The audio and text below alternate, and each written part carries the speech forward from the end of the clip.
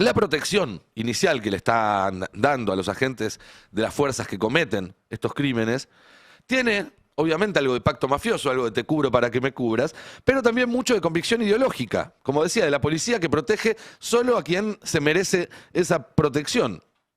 Una policía que hace cumplir la ley, pero no está sujeta a ella. La desprotección que le sigue, cuando la noticia ya no está en la tapa de los diarios y los homicidas deben rendir cuentas ante un poder judicial que todavía en algunos casos investiga, como está pasando con el caso de Pablo Grillo, como está pasando con tantos otros casos que en un primer momento fueron cubiertos por la política y van a tener que terminar pagando por el crimen que cometieron, también es profundamente ideológica, porque cada policía, como todos los que laburamos bajo este régimen fascista y neoliberal, es una pieza descartable de una maquinaria que nunca se queda sin repuestos. ¿Qué tal? Buen día, ¿cómo están? Buen día, ¿cómo andás? Hola. ¿Todo bien? ¿Iba a estar la plata o no va a estar la plata? Primero, ¿se recuperaron? ¿De qué? Estamos en proceso de recuperación. No sé si estás hablando de Boca, de mi sistema No, gástrico. Y bueno, de la fiesta. Ok, sí. Bien, yo bien. no sabía de qué era, del Claro. viernes, de las traiciones en el Senado. ¿De qué me Fresco hablas? como una lechuga. Sí. Sí, eso que estuve todo el fin de semana Mirá correteando. qué bien, ¿eh? Mirá qué bien, ¿eh? Atrás Diáfano. de Greta y Estamos. demás. Mirá qué bien. No, a mí me costó, ¿eh? Hoy. ¿Viste? Bien, bien, bien. Estamos, este es un 29 de sector que diciembre. Sí. nos está costando. Sí. Pero bueno, ustedes son jóvenes. No, además hay unas Acá edades está que el, claro. el ala joven, la transición. Ahí está. Hay unas edades que el cuerpo Antes ya de no pasar sobre el tema de los vencimientos, vos sabés que los bancos tienen que cumplir resoluciones que da el Banco Central. Si no, no pueden hacerlo. No es porque salga Caputo y te haga así. Yo creo que incluso si el Banco Nación hoy recibe algún tipo de depósito, estaría violando algunas normas y resoluciones de control y fiscalización por parte del Banco Central. Seguramente. Y de la UIF también. Claro. Entonces, no es que así, porque saquen un tuit. Vamos, vos ahí mencionaste el tema de Caputo. Yo creo que hay una cuestión mesiánica, digamos, que pueden hacer lo que quieren porque están predestinados a precisamente hacer una misión, y esa misión, obviamente que tiene esos intereses particulares vinculados con, por un lado, facilitar el blanqueo de capitales. Y si es blanqueo de capitales es porque estaban fuera del circuito ilegal, puede ser del narco, de la evasión. Aparte, abro una ventana pero la cierro rápidamente, es tapa del Clarín y La Nación el tema del manejo de fondos por parte de la AFA, que bueno, es una asociación civil, digamos, no de corrupción, de blanqueo, y por otro lado, el tema de esto de inocencia fiscal, que es un neoblanqueo, no pasa nada. Es como que decir, bueno, eso es parte de sacar los dólares del colchón y que eso sirva para reactivar la economía. No, es a doble vara o ese doble análisis que hay. Y te vuelvo, cierro lo de la AFA, simplemente lo menciono como esa cuestión que es la indignación por el manejo de los dólares sin control. Y si a la vez le estás diciendo a miles que dice, bueno, vayan a los bancos, depositen, que nadie les rompa las pelotas. O sea que Caputo está pensando que La Nación y Clarín está rompiendo las pelotas a Tapia y a Claro. Y Tobillino. con el detalle de que es una ley que fue redactada de puño y letra por un tipo que tuvo que renunciar a su candidatura por los vínculos con un narcotraficante, ¿no? Digo, cuesta pensar que Spert no estaba pensando en Machado cuando escribió esta ley. Pero además, ¿a quién le hablan? Porque ya hubo un blanqueo en este gobierno, que fue un blanqueo muy exitoso, donde entraron efectivamente muchos pequeños ahorristas que tenían plata que no podían justificar, y eso ya sucedió y ya pasó. Ahora, un blanqueo continuo está pensado para los flujos, no para el stock, no para el dólar del colchón. Es mentira que es el dólar del colchón. Es el dólar que se va generando continuamente, tanto en la informalidad del pyme que tiene parte de la empresa en blanco, parte en negro, como de los negocios ilegales que no tienen forma de declarar esos ingresos. También hay que tener en cuenta que el gobierno ya ha intentado lo que es utilización en la vida cotidiana, ¿no?, del dólar, y ha fracasado estrepitosamente. Se supone que hoy uno puede ir a una carnicería o puede ir a un supermercado, ¿se acuerdan? Sí, la dolarización cómo habían endógena. lanzado en ese momento la posibilidad de que vos ibas con los dólares al supermercado a hacer tu compra. Bueno, son cuestiones que nunca se utilizaron porque no forman parte de la idiosincrasia argentina, si bien tiene una fijación con el precio del dólar en particular, no lo tiene con el uso de la moneda en general en la cotidianidad. Y porque la gran mayoría de la gente no puede comprar un Y ahora solo porque dólar. no hay Bueno, dólar, y ahora porque... hay un sector importante que compra dólares, Sí. pero no los mantiene en el sistema. Desde Claro. el 14 de abril, donde se habilitó, después del acuerdo con el Fondo Monetario Internacional, la posibilidad de que las personas físicas pudiesen comprar dólares hasta el 30 de noviembre, bueno, fueron 30.000 millones de dólares. 30.000 millones de dólares, pero no están en el sistema. Claro. O sea que lo que está diciendo Caputo es decir, bueno, que vuelvan al sistema. Bueno, pero no quieren estar en el sistema porque quienes compran, los compran, entre comillas, en forma legal, porque lo compran en el banco, pero lo retiran del banco. Pese a todo eso, los depósitos en dólares han crecido. Menos mal, porque si no Claro. era todo, Claro. todo se había ido. Bueno, los depósitos en dólares crecieron, pero la mayoría de los dólares, gran parte de los dólares, fueron retirados del Claro. sistema.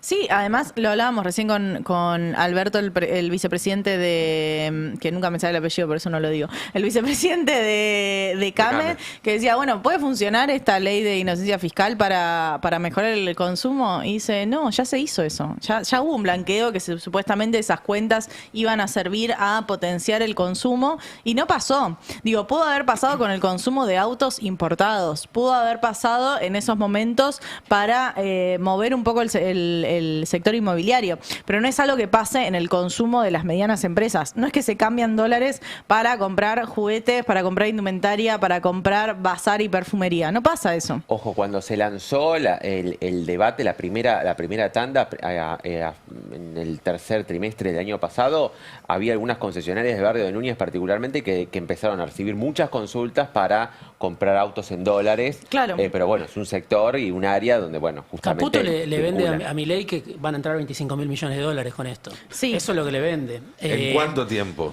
No Porque sé, supongo además que es eso, en unos meses. Es lo que le vende. Están desesperados, obviamente, por los dólares. Milei dijo, esta es la ley más importante de la historia argentina. No es por el presupuesto, sino Claro. por este blanqueo con el cual apuestan otra vez a recaudar. Obviamente se minimizó el impacto del primer blanqueo, nadie esperaba, me parece, que tuviera esa capacidad de recaudar dólares y lograr un puente financiero que le sirvió en ese momento al gobierno, pero claro, como dicen ustedes, ahora parece todo mucho más difícil, no sé dónde van a salir, pero es lo que le vende, ¿no? Caputo está muchas veces con un predicamento muy fuerte sobre el presidente. El presidente le cree todo lo que dice, ¿no? Lo tiene como... Y porque es también en su vínculo con Bessent, ¿no? Sí, De alguna sí, manera de sí. quien Milei depende. Sí, puede ser, pero hay cuestiones que... Sí. Caputo le está diciendo que va a crecer la economía 7-8%, acá lo contamos. Lo dijo este fin de semana Caputo. Sí. Entonces- Se lo ve preocupado a Caputo, por lo menos, ¿no? No se lo ve tranquilo a 8 días hábiles del vencimiento de enero. Es interesante lo que dice Diego, porque está claro que Milei no entiende nada de finanzas. Ya a esta altura lo puedo afirmar porque si le crees a Caputo y Caputo tiene cada vez más predicamento, bueno, no ve cómo son los resultados. O no los quiere ver, o piensa que por ahí piensa, sabe algo de finanzas, pero no tiene a quién reemplazar a Caputo, o una mezcla de las dos cosas. ¿Pero por qué? Vamos a escuchar solo en septiembre, hace poquitito, septiembre del 2025, vamos a escucharlo a Caputo que decía respecto a, bueno, viste que vienen los vencimientos el 9 de enero de unos 4.300 millones de dólares, números redondos, entre capital e intereses de la deuda. Fíjate lo que decía Caputo. La gente que tiene bonos, porque dicen, bueno, pero ¿qué va a pasar con nosotros? Vienen los vencimientos de enero, ¿cómo nos van a pagar eso?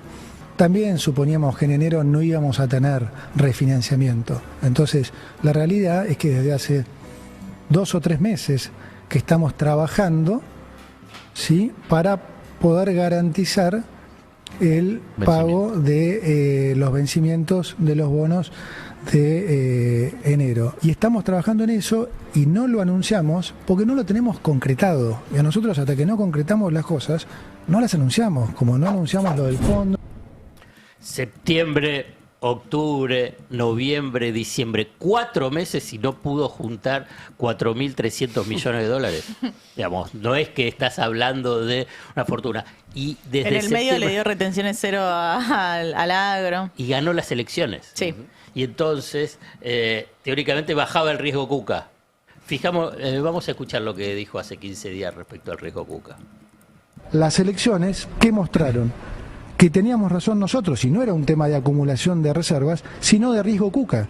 ¿Por qué? Porque al día después el riesgo país cayó a la mitad, cayó 650 puntos básicos.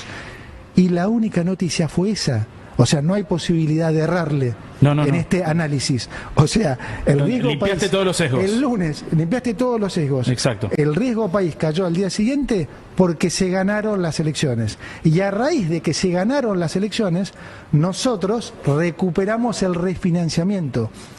Eso es lo que nos va a permitir ahora, por eso implementamos ahora esta etapa. Por eso la secuencia es muy importante.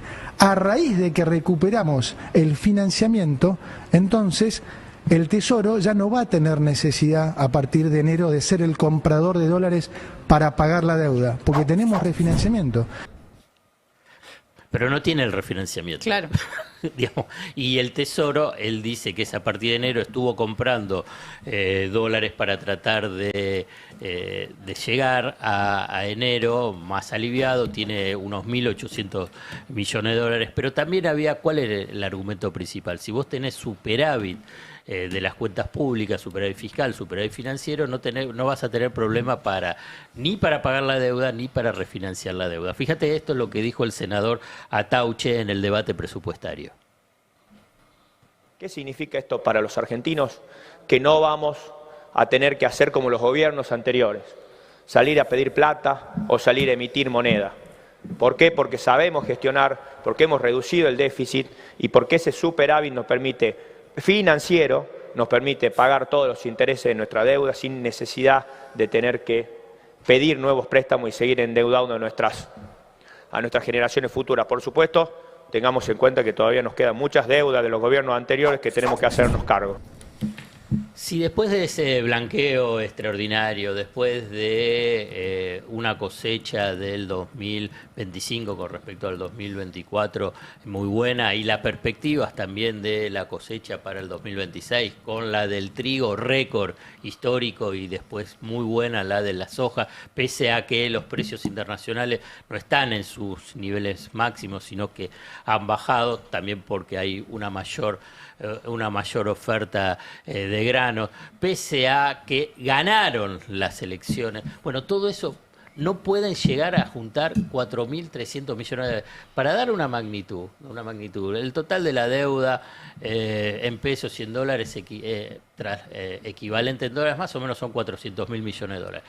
¿Cómo que no puede llegar a juntar 4.300 millones de dólares? Cuando es un mercado es un gobierno pro mercado, donde tenés el apoyo del poder económico local y de las finanzas internacionales. Y aquí viene un punto clave que nosotros en su momento lo adelantamos, que es, escúchame, los dólares del Fondo Monetario Internacional, ¿para qué son? Porque teóricamente el fondo le dijo, no podés salir a vender los dólares en el mercado. Ok, y entonces ahí es donde estaba la tensión. Pero tampoco para pagar la deuda. Claro. Y segundo, el salvataje de Estados Unidos, los dólares de Estados Unidos, los 20.000 millones de dólares que teóricamente es un swap del Tesoro de Estados Unidos, no están, porque si no, no tendría este problema vinculado con el pago de enero. O simplemente esos 2.500 millones de dólares fueron el aporte de campaña de Trump para las elecciones y nada más. O sea que no están esos dólares, no existen esos dólares. Entonces cuando tenés que decir, bueno, ¿cuál es la sustentabilidad financiera de Caputo?